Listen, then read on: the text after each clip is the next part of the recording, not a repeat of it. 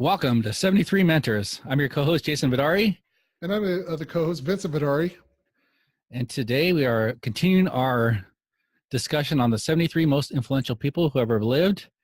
We are in our countdown on number 19, Charles Darwin.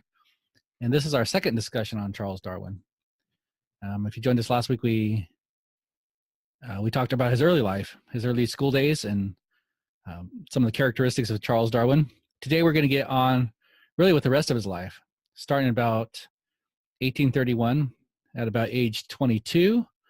We're going to learn about what was, according to Charles Darwin himself, what was the most important event in his life.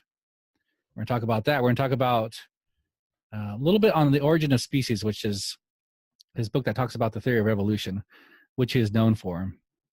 And within that, we're also going to talk about why that book itself might be successful, according to Charles Darwin, and also on things on his life itself and what made Charles Darwin successful. So diving into the rest of his life here, Vince, why don't you get us kicked off? Okay, let's start here.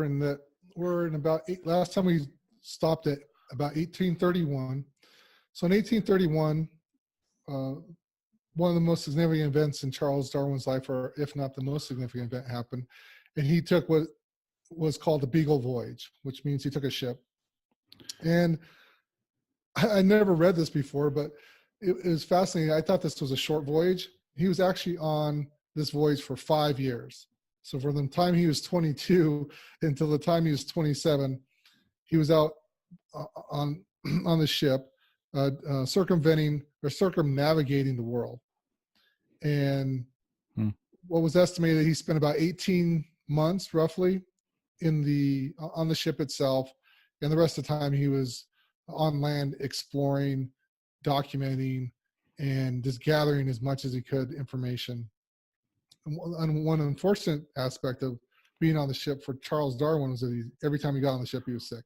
He just never acclimated to the waves and the motion of the ship. So for 18 months of that 5 years, he was just sick. So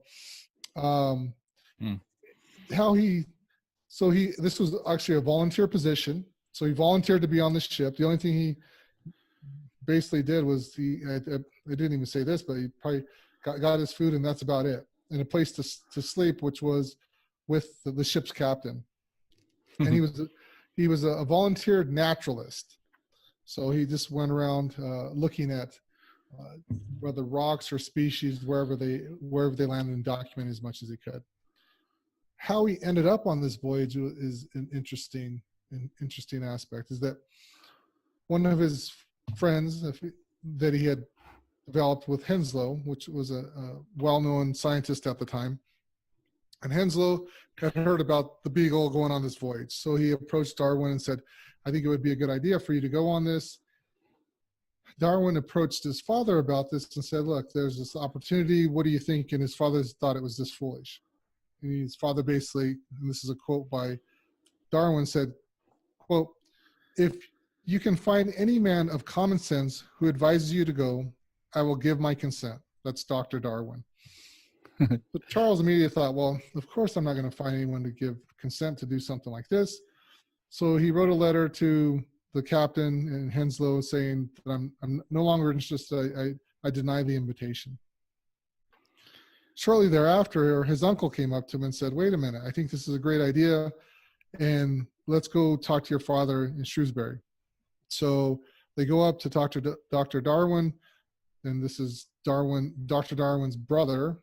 So, and the uncle tells Dr. Darwin this is a great idea for Charles to go on this adventure. And Dr. Darwin had always maintained that his brother had the most common sense. It was the most sensible man he'd ever known and was wise.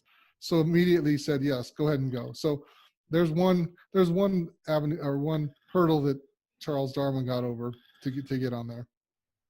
Yeah, I thought it's a pretty funny story. And another comment that happened right at the end there, you get the sense that Charles Darwin was spending a little bit too much money and too much of his allowance being in college in those days. And one of the pleas he makes with his father at the time is, "Hey, look, I won't be overspending while I'm on the ship."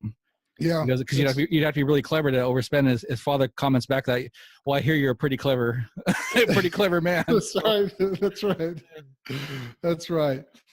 So so then Charles Darwin gets the invitation. He accepts it at this point, and he's getting ready to go on the ship. And the ship is captained by a gentleman named Fitzroy. Now, Fitzroy had an unusual for our time, not so much at their time. He believed he could tell the character of an individual by the shape of their nose. And so when he looked at Charles Darwin's nose, he was skeptical whether or not he possessed a sufficient energy and determination to actually make this voyage. But in the end, he kind of said, "Okay, I'll let you be on the ship."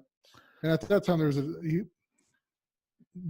Fitzroy was a disciple of this gentleman named Lavater. Now, Lavater had put together this method of determining people's character based on their facial expressions, in particular their noses. So, again, this is something that was put together at the time. It sounded like a fair number of people believe that. So there was another hurdle that Charles Darwin had to get over. He had to have the right nose to get on the voyage.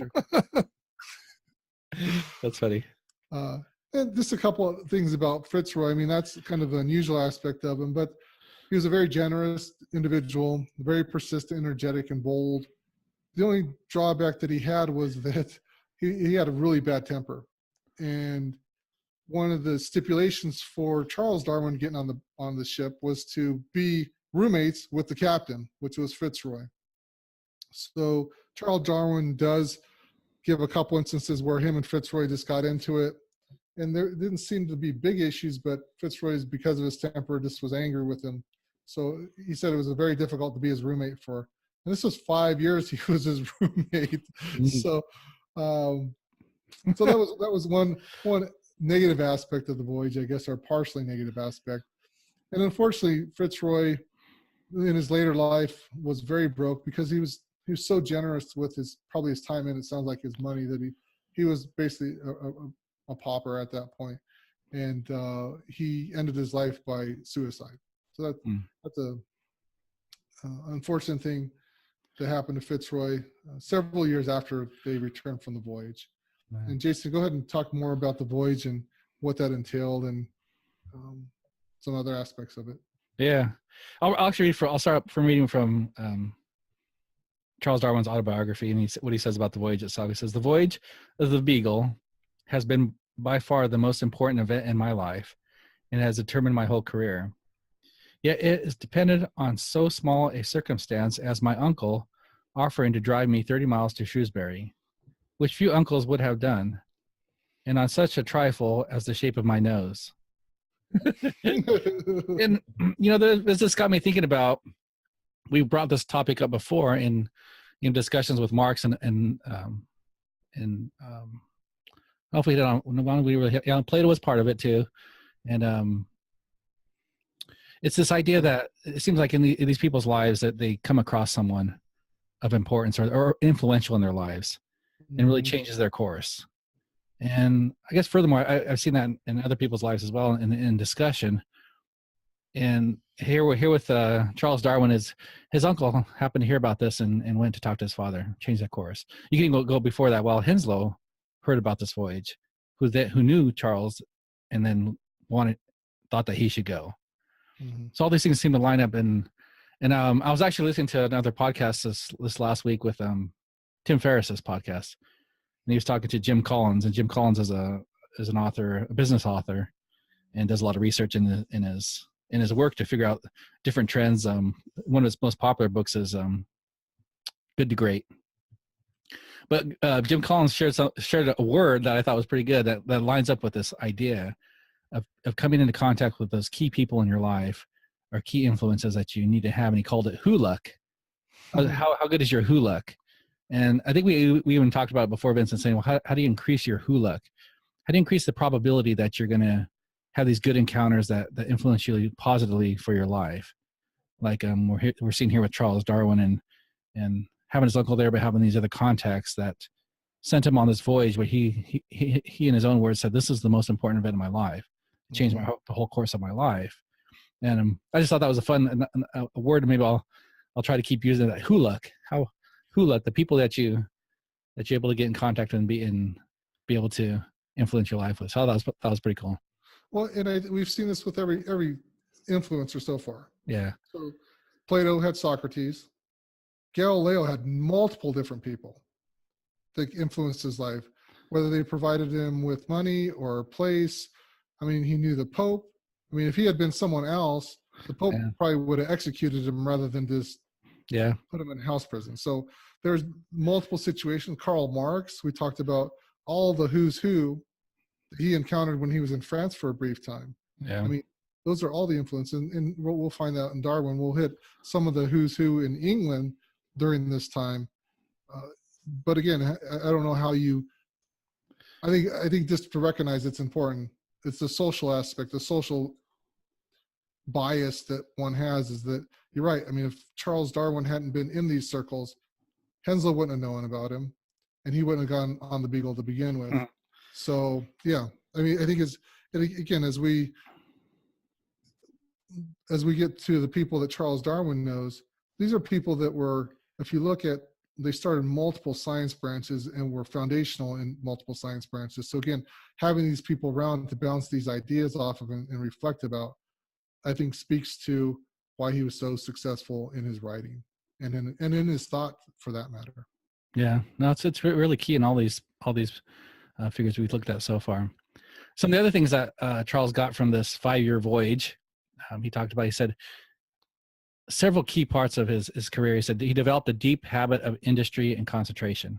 Imagine that 5 years of cataloging, observing, seeing those things. He also cultivated a means of observing and reasoning.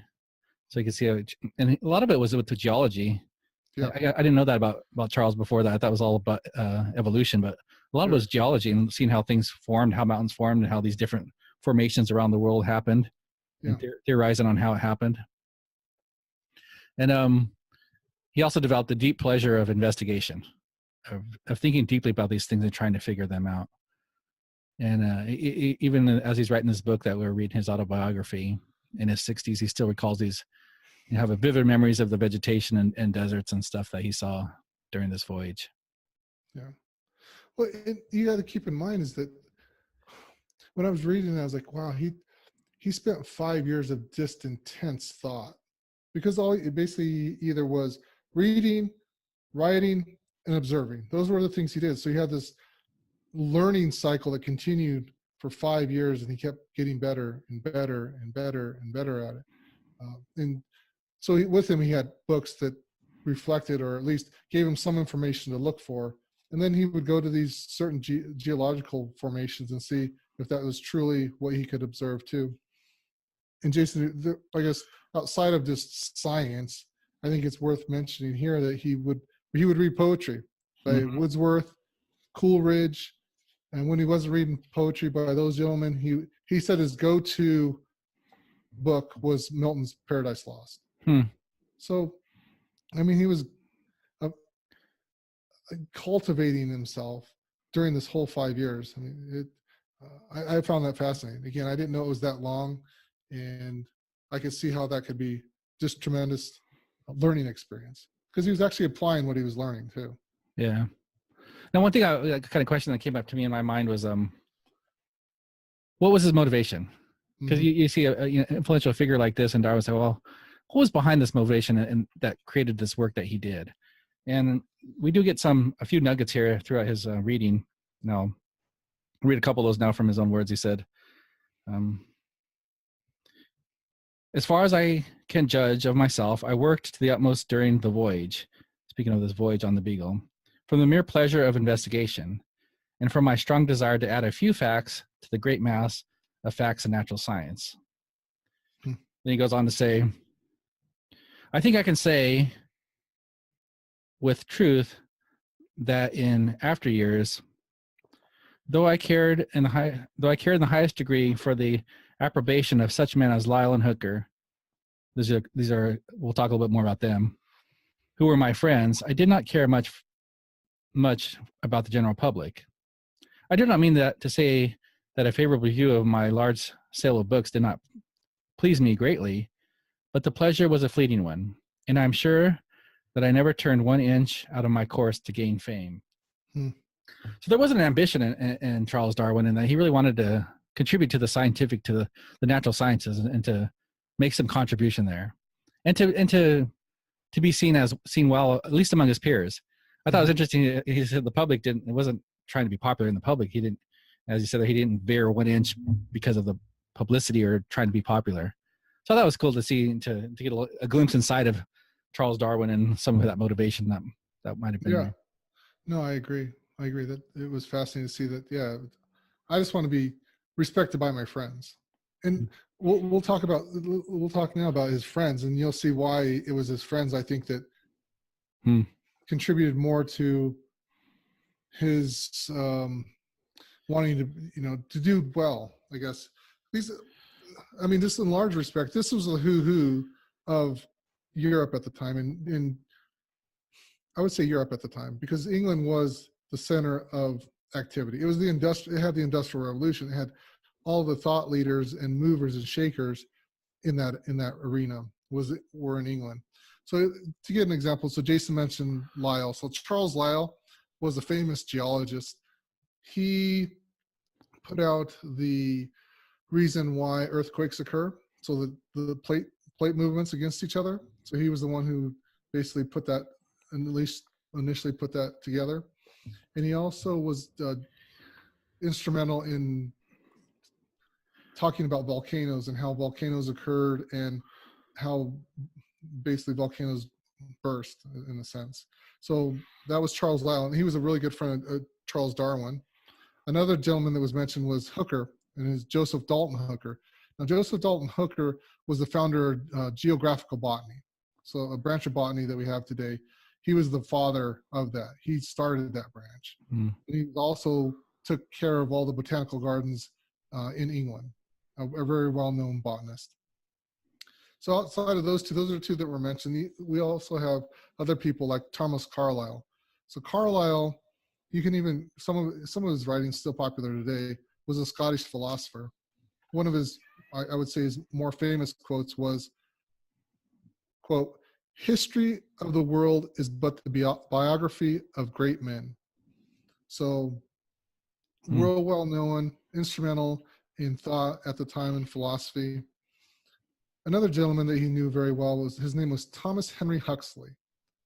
So if anyone's familiar with Huxley, it's not the same Huxley, and I'll get to what Huxley we're talking about, but this was the grandfather of Aldous Huxley, the author of Brave New World.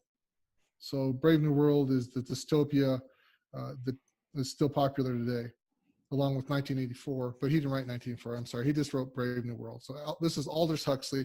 Thomas Henry Huxley was the grandfather. So Thomas Henry Huxley and Charles Darwin were very good friends. And actually, Thomas Henry Huxley defended evolution. And he was the forefront in the debate of evolution. And he actually debated in 1860 a gentleman named William Wilberforce. Now, Wilberforce was well known in England at this time too, and more or less had the faith-based position, and obviously Huxley did not. And they debated. And this debate actually was a seminal event that allowed evolution to be taken in, or at least contemplated or weighed and considered by the general public. That's how instrumental this was. So Huxley actually introduced it more in some respect to a larger audience than Charles Darwin had. So again, Thomas Henry Huxley was the grandfather of Aldous Huxley, who wrote the author of Brave New World. He was also the grandfather of Julian Huxley, who was a biologist. Now, Julian Huxley was the teacher of H.G. Wells. H.G. Wells, again, another famous author. He wrote Time Machine, Invisible Man, War of the Worlds. And so you can see how in a very short time period, all these individuals were wrapped up together, and they have some influence on each other and knew each other. So that gives you an idea of the men that Darwin was interacting with and why he would respect their opinion on his work and who he was and how he was contributing to the scientific body of work at that time, rather than the general public. Again, these are the people to know and the movers and shakers of the scientific and scientific society of the time. It just seems so key. And so again, the this interaction. We saw that with Karl Marx as well. Yeah. There in Paris, having that key, that the intellectual body that was all forming these ideas and developing things and taking things to the next level. We saw it again with Galileo. Same thing with the discussions going on there, and here we see it again with Darwin. Yeah, I heard someone recently say these guys were at the scene. You know, the scene, the thing that was happening, and we can see it in our day. So Silicon Valley is a scene. Yeah. So if you're in Silicon Valley, the likelihood that you have some startup company is much greater than if you're in Omaha, Nebraska, or where else you can pick, St. Louis. I mean, again, these guys were at the scene. So this is kind of, if you want to use an analogy, if we use that, is Charles Darwin was at the scene. He was at the Silicon Valley startup days when Silicon Valley was just booming. Even, I mean, it still is, but still, if we take Silicon Valley, say 1998, and see what it's like, that's kind of what London was, or we'll say the British Isles were at the time. So this was the who's who. Charles Darwin would know Steve Jobs, Gates, Page, Zuckerberg. Yeah, these guys were friends. So in a sense, if you want to, again, you continue that analogy, is that he was looking for the approval of people like Gates. He was looking for approval like Jobs. He didn't care as much about what the general public was telling him. Yeah. And I guess we moved on from there, and this is another, say, theme or thread or narrative that's continued, is that he made mistakes. Charles Darwin made mistakes too. And we had mistakes that Galileo made, Plato made, and Marx all had miscalculations, if you will. And the same thing happened to Charles Darwin. And again, as we mentioned in previous episodes, this was an area that these guys were specialists at. They were the best of the best, and yet they still made mistakes or miscalculated their understanding of a particular phenomenon. And in this case, it was to deal with the geological formations in, I believe, Wales at the time. And Charles Darwin thought it was due to the sea, the ocean had basically formed these geological formations. And it was actually turned out that the glaciers were probably more responsible than the sea. And after that, Charles Darwin said, quote, "Never to trust in science to the principle of exclusion." Basically meaning, because science is what it is, that you have to leave room for there being exceptions, exclusions to what you think is true, and kind of open that up. And then later on in his life, he wrote this. He said, quote, "I cannot remember a single first form hypothesis which had not after a time to be given up or greatly modified." So a first form hypothesis, he was not aware of it either changing drastically or being given up on entirely. So it's important for us to keep that in mind. Yeah, we've talked about this, right? We've talked about this, either trusting science too much or not enough. We kind of go both ways in our society at times, but we also talked about, hey, sometimes there's that stamp of approval. Hey, there's been a scientific study that shows this, and then somehow that's credibility for it, right? There's been a study on it, okay. But I think it's good to keep these kind of things in mind. It's like, wait, true science that really makes a difference, often goes through lots of changes. We think we have an idea, we have a theory, a hypothesis, and it changes over time. We think, oh, I thought it was this. But through studies, multiple studies, overlapping different people, different times, it takes time to develop the right ideas. And I think that's so key. We maybe it's part of our culture, Vince. We want things so fast anymore. Yeah. It happens so fast. It's like, well, this guy did a scientific study last year on this. That proves this thing. It's like, well, wait, that's one study. It's going to take more than that to really put it all together. No, agreed. Again, the big take home here is that even in disciplines you know very well. I mean, at this point, Charles Darwin had been working on this stuff for 20 plus years, and he was still not accurate in his estimations. So, yeah, I think it's just something to keep in mind, to hold your truths, your scientific truths, a little bit looser than maybe most do. So other than that, we move on to something else, and that. So there's a discussion about, was Charles Darwin a Christian or not Christian, and at what point he was. And I think the safest thing to say is that, and this is his words, or his over several pages, is that he was a Christian at one point, and then after his voyage on the Beagle, then coming back and then riding, he gradually moved to what most people would think is a theist. And then from there, later in his life, he became an agnostic. So he changed over time, and in his later life, he just admitted that he didn't know. I mean, he's an agnostic. And he said he disbelieved in Christianity as a divine revelation. And that was after he returned from the Beagle early on. And keep in mind, when we talked about before, is that he was actually considering becoming a clergyman. So, over time, he gradually moved outside of the faith and became agnostic. Maybe this is where I relate to him a little bit, right? Because my faiths have changed over time. Maybe this is where I resonate with old Charles and myself. Going from Catholicism to Mormonism to this place I'm at now, which is more, is considering a lot of things and kind of open to different things. So I can appreciate that. I can appreciate in seeing your life, and some of that you can say, well, why do you make that? Why do you go through that transition? I think some of it was scientific and the stuff he studied. He talks about different things that he saw and reasoning, and just didn't make sense to him. Some of the beliefs that he held earlier in his life. So I don't know, maybe that's how I feel like I relate to Charles Darwin a little bit in that. Yeah. I think the interesting thing as we go through and talk about this second half of his life is that we oftentimes think people are very static in their belief systems. And if of nothing else, this is an illustration in his own words that in many different areas, he changed tastes and proclivities throughout his entire life. Yeah. And sometimes it got more refined. Sometimes he was sad that he changed, and sometimes he wasn't. Sometimes he found more pleasures, and sometimes he lost pleasure. So I just thought, it's, as he reflects back, and he's in his mid to late 60s on this, he's reflected back on his life. I think it's a good, if nothing else, is a good idea of this continued maturation component to it. And that if we're really living, that we're also observing and changing as we go along. And what we knew when we were 22 is not what we know when we're 60.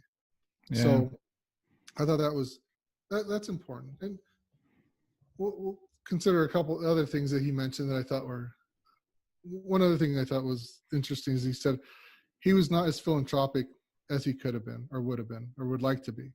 So again, this is his reflecting back. He wasn't as kind as he would want to be with his fellow man. And I think Jason's going to cover this, and I think it has to do with, he just wasn't a very healthy individual. Yeah, that was kind of surprising to me. I didn't realize that about Charles Darwin, that he really suffered health issues his whole life. From his time on actually just before the Beagle, he talked about having these heart palpitations. But he didn't mention it to anybody because he didn't want to lose the trip. But during the trip he suffered, and then after through his whole life, he went through these spells of ill health. And I think about that because I think about, man, when I'm sick, you don't feel like doing anything. My efficiency on everything just goes down, and he had to deal with that his whole life and still be able to produce things. It's the only thing. I guess the one thing I want to mention is that we didn't quite hit on the voyage of the Beagle. Commonly, with Charles Darwin is always associated with the Galapagos Islands, and that's when he went to the Galapagos Islands during that voyage. So just to kind of make that connection, that was during that trip that happened. Yeah, well, I think the other part of that, Jason, is that he never made another trip. No, yeah. He made one trip, and he never made another trip. And even towards his end, he didn't even move very much at all where he lived. I mean, probably because of his illness. And at the age of 33, he in his autobiography says, at the age of 33, he was able to observe some glaciers in North Wales. That was the last time he was strong enough to climb mountains or take long walks. At the age of 33. Yeah. So we're looking at 40 some more years where he was more or less sedentary. And even within his own society, I also gather this from his reading that he would have liked to have to go out and associate more with other people. and go to like evening parties and stuff. It seemed like he had enjoyment of that, but his health just didn't allow him to do that. Whenever we tried to do that, he'd get sick again. Yeah. And so when you're talking about who you're talking about that was doing the debating about evolution, mention. Oh, that was Huxley. Huxley, yeah, on And Huxley. Wilberforce. Huxley and Wilberforce. Yeah. Now, part of my thought was like maybe Charles Darwin wasn't out there doing those type of things because of his health. Yeah. No, you mentioned that. I think. I think that's true. Yeah. Yep. I want to read another quote from him, talking about, I guess, how he viewed his work as, towards the end of his life and what he thought about it. And he said this: "I have worked as hard and as well as I could, and no man can do more than this." I just love that. To be able to be, coming to you're pretty close to the end of your life, not quite there yet, but you're getting there. To be able to say that I've really worked hard, and I can't ask more of myself than that. He also says this: "I remember when in the Good Success Bay in Tierra del Fuego, thinking, and I believe that I wrote home to the effect that I could not employ my life better than in adding a little to natural science. This I have done to the best of my ability, and critics may say what they like, but they cannot destroy this conviction." I thought it was cool. A nice quote to be able to, to come at the end of your life and say, "Hey, and I did the best I could. I made some contribution. I worked hard, and this is what it is, and no one can take that away." That's I guess I hope to have that kind of be able to say that to at the end of my life. Say, "Hey, Jason, you did the best you could. You put it out there. You worked. Hopefully, I've done some good, and you can have that peace." Yeah. Well, you mentioned a little bit of Vince, but I thought this was also interesting that through his life, his pleasures changed. The things that he enjoyed changed. We talked about the evolution in his life, in terms of his ideas, but also his pleasures. A couple that he mentioned, he even talked during the Beagle, he liked poetry when he was young. And later in his life, he talked about it didn't bring him any pleasure anymore. Couldn't even read Shakespeare anymore and find any joy in it. Yeah. I thought that was interesting. I go, and he even mentioned, he goes, maybe I should have done, I think music was another one he mentioned. He said, maybe I should have kept including these things in my life along the way, instead of it sounded like he abandoned them for a time, then tried to go back to them and it just wasn't there. But I guess maybe my takeaway for us is this continual exploration of ourselves and interests and maybe hobbies, things we like to do. I think a lot of times we kind of stop that after we, grow up. If you want to, once we grow up and get a real job and have a real life, then then we stop. How many of us go try new sports or try new hobbies throughout our lives, new activities, explore different interests? And that was my takeaway from that. It's like, I gotta schedule that into my life a little bit more, where I try new things, and see where that develops. I guess a few more things here on another, maybe this is part of his an attribute to his success, perhaps, is that his indexing on his reading. He talked about how when he read different, it sounded like, especially on scientific articles, he'd index where he got those pieces of information, so that later, he talked about later in life, that it was all, the way he described it, that all this knowledge was at his fingertips, so he could find out where it came from. I thought it was pretty key. We saw some of this in Mark's, where he reread the things that he'd been, like, throughout his whole life, keep rereading the same material so that it was fresh in his mind. Maybe it's just getting exposure to new material and to the valuable stuff. We got to refresh somehow, and maybe you index it like Charles did, or maybe you reread it like Mark's. But it seems like there's an element there of revisiting that material, bringing it back up, analyzing it again. The not being quick to look for something novel. I think that's part of it. It's like, he's rereading and he's indexing, he's referring to stuff over and over again. That's what Karl Marx did too. So when Karl Marx was reading his own writing, to make sure that he remembered what he was talking about. So, and again, I think that cultivates this. Clearly these gentlemen have, both Marx and all four of them so far, have this intellectual capacity that's not normal. It's above normal. Yet they use these techniques in order to keep sharp and continue to build upon the foundation that they originally set. So I think that's important, because I think I'll be honest with myself, is that I look for the novel. I look for something new. I don't look for something that I've already seen. Oh, I read that book already. Yeah. Right? Yeah. I've checked that one off my list. I'm on to the next one. Yeah. Well, he read, and Charles Darwin mentions he read some thick poetry book twice, all the way through. I mean, most people only read parts of it. He read the whole thing twice. So again, I think it just reinforces how observant and industrious we have to be in order to maintain or even progress a little bit in our understanding.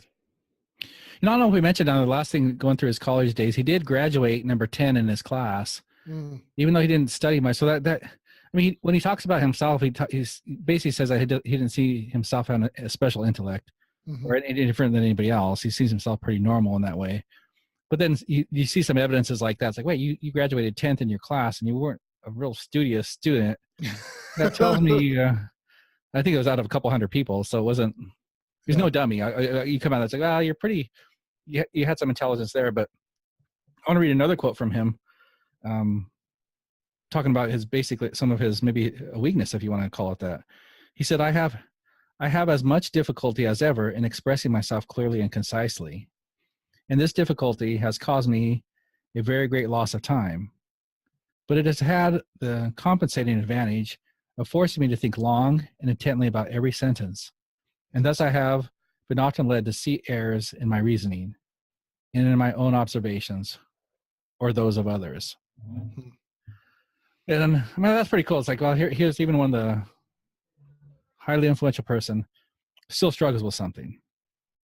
And this got me to thinking of, I guess, a theme that I've been running into probably for at least for this past couple of years. And it's this idea where you can call it an advantage and a disadvantage, or a strength and a weakness. And it seems like they're almost partners with each other. That one doesn't always, there's always the opposite that seems to come with it. For instance, here you look at Charles Darwin, it's like, well, as he explains it, that he wasn't good at expressing himself clearly and concisely. Oh, that sounds like a disadvantage. I'm not a great communicator. Disadvantage. Yeah. But right on the back side of that, you can see the advantage. But because of that, it forced him to think more clearly, to reason more, to work things out more deeply. And therefore I think his writings probably became more powerful because of that. Yeah. And I have a hard time in looking at either way too, any advantage or any disadvantage where the opposite is not there. Yeah, I guess if you're observant to the fact that it might be there. Yeah. Maybe that's my lesson to me, is like, hey, either in my own strength or in my own weaknesses, there's another counterpart to that I might want to consider more and not be blind to it. Well, I mean, even with Charles Darwin, we would consider if someone was basically sick from the time they were 30 and they said, well, by the way, you're going to live about another 40 years, but for the vast majority of that time, you're going to be pretty sick and isolated. Yeah. And Disadvantage. like, disadvantage. And what did he do? He turned it into a huge advantage. So no, I think that, yeah, it's kind of this give and take at the same time. It's just not binary. It's just not one or the other. Yeah. You can go out on the other side too, on something really positive, say really intelligent. Well, we think intelligent, that's a great advantage. Well, that could lead to disadvantages too on the other side if we're not careful. Well, maybe I don't apply myself as much because things are easy for me to learn. I don't reread the material and go back and review the material like I should, because I didn't go deeper and become more powerful because I learn already easily. I don't build up good habits. You see, it seems like it always accompanies with that opposite. And just like it's something we should be aware of in ourselves and being able to utilize those things so they all become an advantage in the long run. Yeah. And yeah. Again, I think you mentioned a couple of keys. One is be observant enough to recognize there's disadvantage and disadvantage, that they have opposite side. I mean, they can have complementary components to them. Mm-hmm. I think that's important. Yeah. So let's just talk about some of the characteristics that made Charles Darwin successful. And so one was he developed, we mentioned them already, a couple of them already, but here's some additional ones. So he developed these methodical habits. I mean, his habits were over years and years, he developed them, and very methodical. One that I thought was funny is that, we mentioned this last time, is that his father was it was Dr. Darwin. He had a fair amount of financial freedom. And so Charles Darwin knew early on that he really didn't have to work for a living. So he mentioned in his autobiography that one of the advantages that he had was that he didn't have to work to earn his own bread. That's why he had all this leisure time. He didn't have to work for it. And so that was an advantage that he had. You can see how, like we just talked about, Vince, you can see how that could be turned into a disadvantage. He could have become that sporting man, just shooting, hanging out with all that extra time. Yep. But no, he actually utilized it and did good work with it. No, exactly right. And early on, he probably would have said, wasted, and he did say he wasted a lot. Yeah. But over time, he refined it and got better. One point he mentioned that his father was the most observant individual that he ever met. And I think by observing his father, Charles Darwin picked up on that habit, or maybe it was something innate too, but he was very observant. He had a fair amount of invention, had a fair amount of common sense. And we talked about he was all industrialist. And because of his sickness, and this is again where we're talking about his advantage and disadvantage, is that because he was sick, he had to basically remove himself from society. He couldn't enter society very often, just because his health wouldn't allow him to. So he removed himself largely from society and amusement. But what did he do with that time? He basically spent it studying and contemplating. So there's a disadvantage of his health turned into advantage by allowing him to just concentrate on his work. Those are some of the things that made him successful. And we'll briefly mention here, he had a family. He was married. He actually married his first cousin, which would be unheard of today, but the family tree was pretty vertical at this point.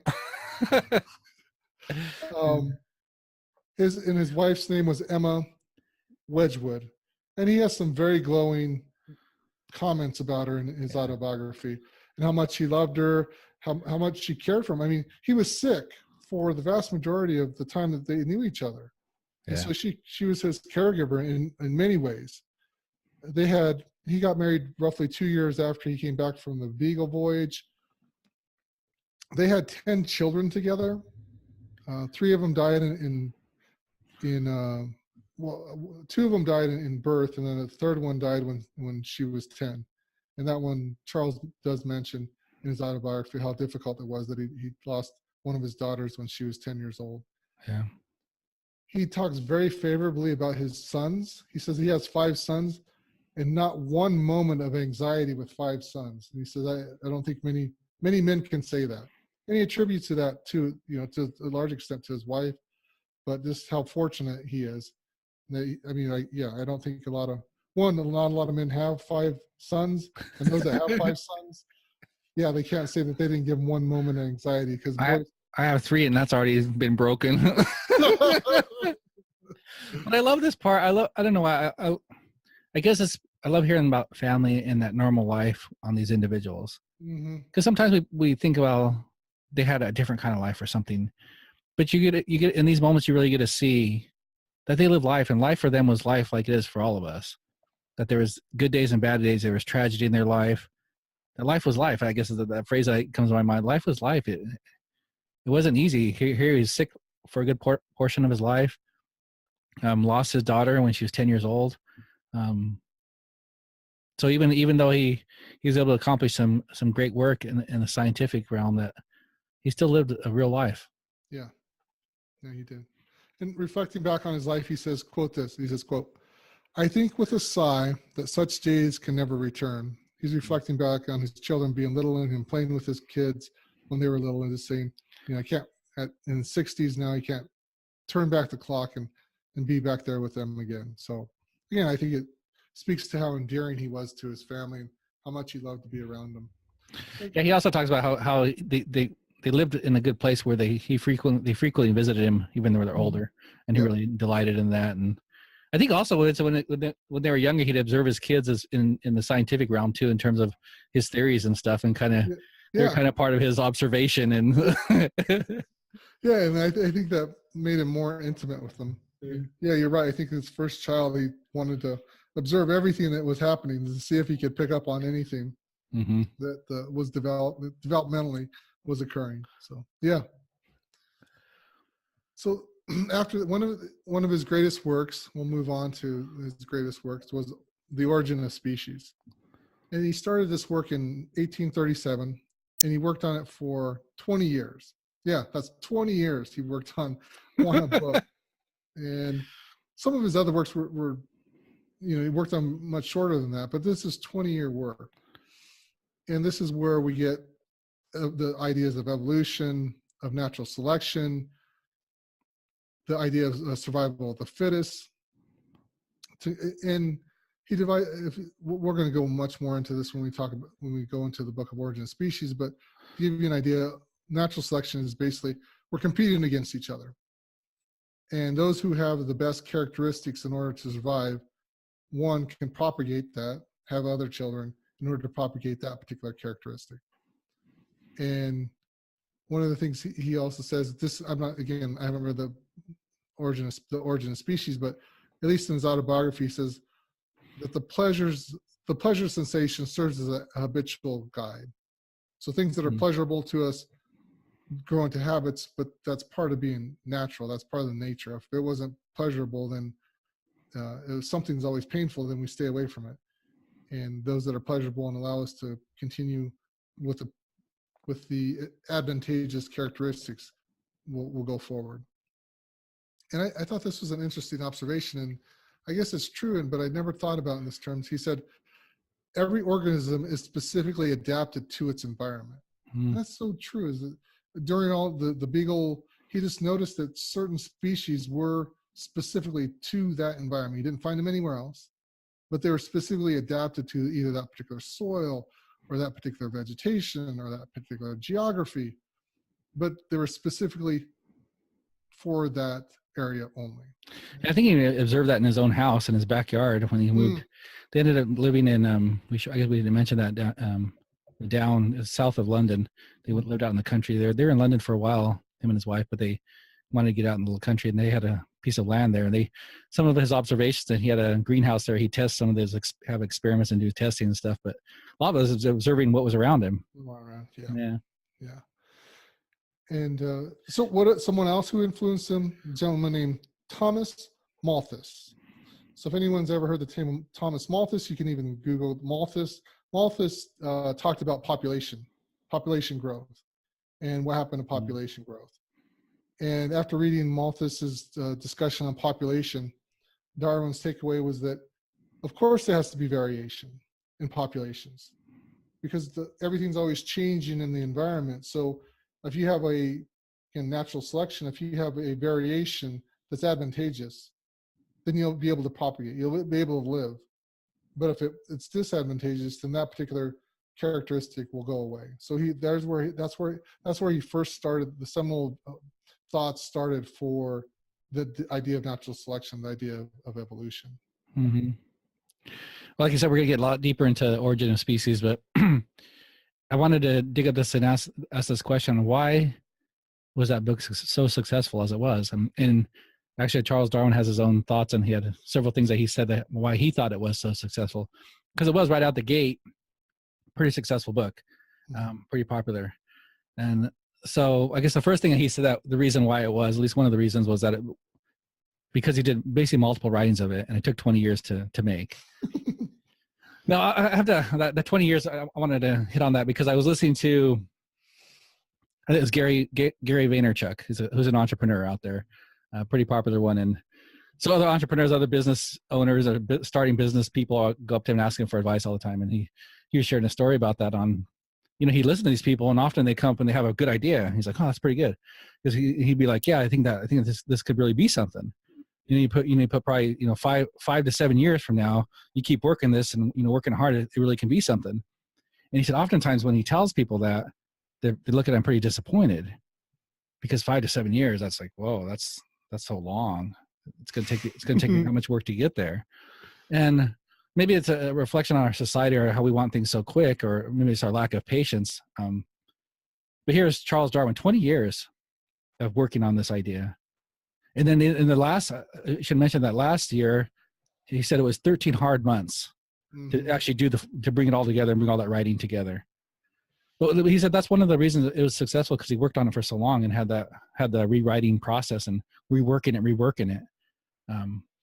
Another thing that because of that time and probably because some of his characteristics was that he said he got to address a lot of the objections to his ideas over that time period. Because I imagine you could hear this. This also makes me think, Vince, of going back to Plato and Plato, when he would create an argument about on a subject, he'd first learn the opposite argument and make that opposite argument as good as it can.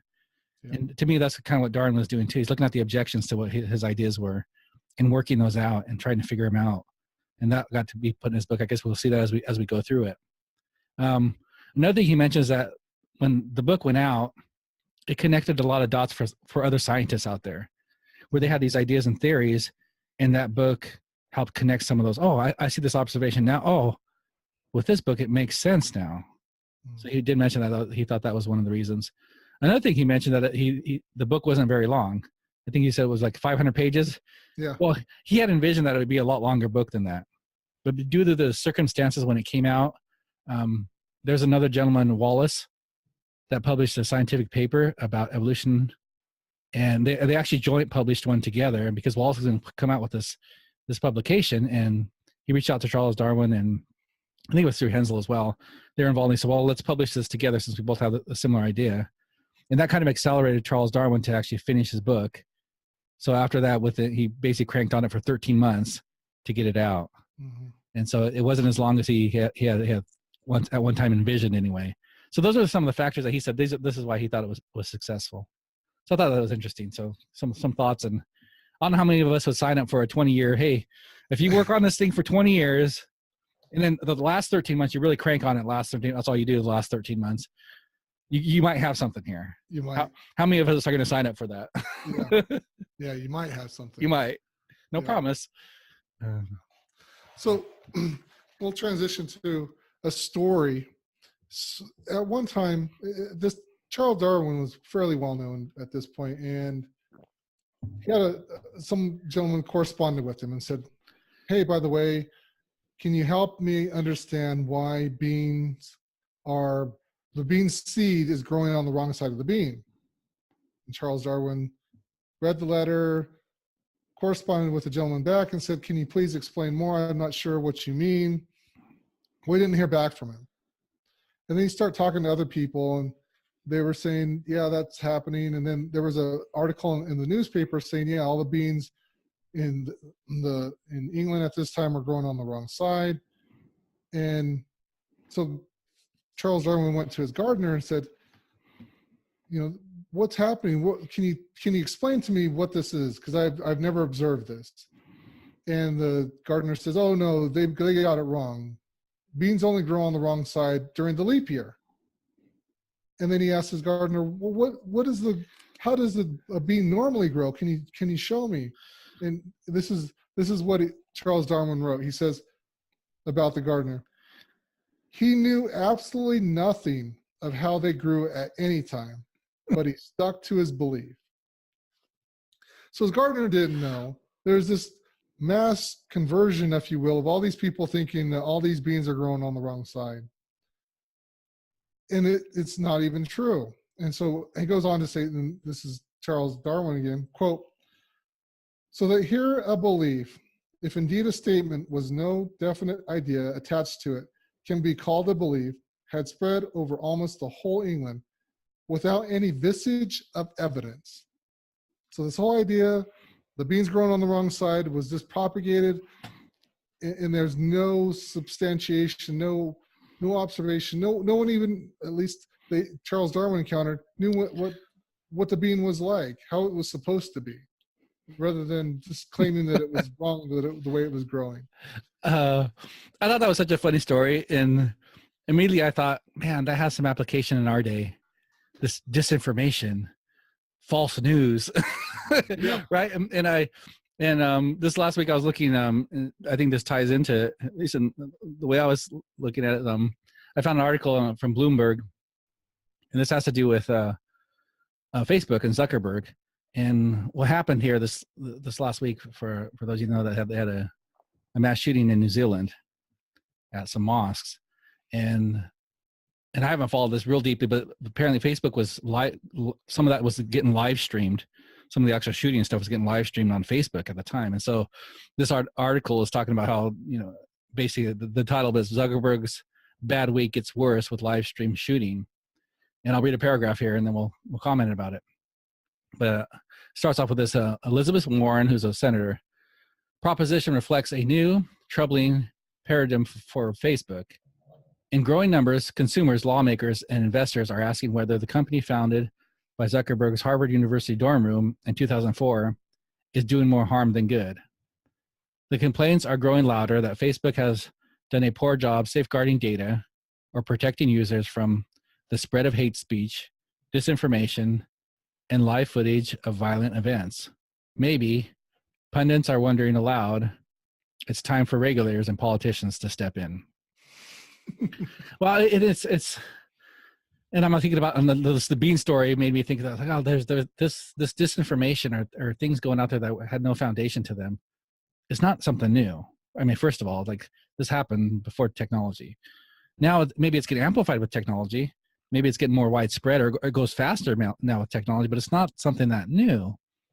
And here's the other thing that made me ask too. I was like, okay, we have this thing called Facebook or social media in general, and you can ask fundamentally, what are these things, and why are they bad? Why are they so bad for our society, as this article seems to imply?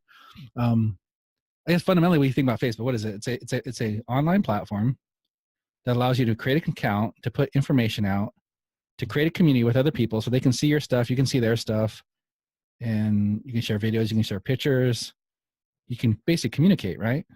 It's a communication tool for individuals, I guess companies, other people. You can do it for a company too, but fundamentally that's all it is. It's a communication tool. Mm-hmm. And we're questioning, this thing is doing harm. And I have to, I mean, there's a couple different ideas I come across my mind on this. One is like, but the platform itself is not creating this content. Mm-hmm. Different people are doing this. Maybe it's easier to attack the platform itself or the company itself, say, hey, you guys are bad. And of course, it's always in the name of, hey, we want to protect you, or they're not protecting us enough. It made me think about I think I shared an episode or so back about viruses, and how I've been often surprised on viruses since we created this world of, computers, electronics, this whole world, all man-made. And as soon as we make it, we start putting trouble in it. We start putting viruses in there that cause destruction and mayhem. And it's a reflection. So maybe my comments to this, Vince, it's not so much the platform. The platform seems to be reflecting what we are as human beings. Yeah. Maybe it's magnifying, or they're making the reach bigger. But these things that are happening are not new, and it's more a reflection of who we are, I guess, is one of my observations. I don't know if that's what your thoughts are on that. Yeah, I think so. The hard thing is I think, especially in this situation, it seems like you want to sterilize everything. You want to act as if something dreadful can't happen, or people can't act, I'll say, evil in the world. So by eliminating your ability to communicate this, you'll, in a sense, make it safer, make it more sterile, make life easier. But I don't. One is that, I guess we can talk about this, is who tells us what we want to see.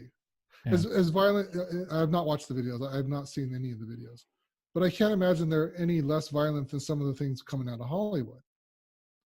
I mean, some of the shows that are out there are intentionally grotesque. That's the point. But because you put an R by that, does that make it okay? Does that sterilize it enough? I don't think so. I just, again, what troubles me most is that if you regulate this, who's going to make the determination of what we see and what we don't see? Maybe I want to see what happens. Maybe I want to see people who really want to go and rage, or maybe I don't. But isn't that my choice and not someone else's choice to make that for me? And how is it that people in Washington, a group of people, are better able to discern what people should see rather than I am. That doesn't make it. I mean, they're going to be humans too. So that's where I come down. And no, those are hard. I agree. That's hard. Because again, it reminds me of a little bit of talking about Marx and this. Where does the power lie? Really, right? So you're saying, hey, individually, let me have that power to make that decision. Or do we put it in the government hands and let them have the power to make that decision?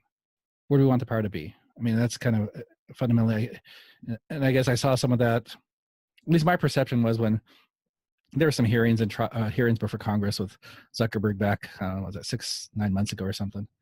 And seeing some of that conversation and stuff, it was like, well, is this, as my impression was like, it really is more about who controls, who has the power and who should control. And so that's probably a longer discussion than our little bean story. But I thought it was reflective of the bean story with going on during Charles Darwin's time. We still have some of those same challenges, and I'd be curious to see how we're gonna. I guess I'm optimistic in this sense, Vince. If I look at the human species through time, if there's one thing about us, we're pretty darn adaptable. If you think about how we lived and the different ways we live historically up until now, we lived in every climate. We lived with, now we're living with this technology and the different. I mean, just imagine how diverse our living has been. And I guess my hope is that we'll figure this out. This is a new thing for us, right? Having being connected with the whole world through technology, through a device that we carry around with ourselves all the time. Pocket, yeah. We've only been doing this for 10 years. I mean, there's bound to be some mistakes. That's the other thing. There's bound to be some mistakes and some things to figure out along the way. We're not going to figure it all out at the first go. Yeah. So I guess I'm optimistic that we get better at this, and I hope it doesn't all turn into control by other people that we don't get to say anymore. I agree. So as we move along, next week in 2 weeks we'll start The Origin of Species. And we'll talk about that. We'll spend several weeks. It's about, like I said, it's about a 500-page, Jason mentioned, about 500-page book. So we'll work our way through that and pick out what we think are the most salient points. Anything else, Jason? I think that'll do it for this week. We will catch you in a few. All right. Take care.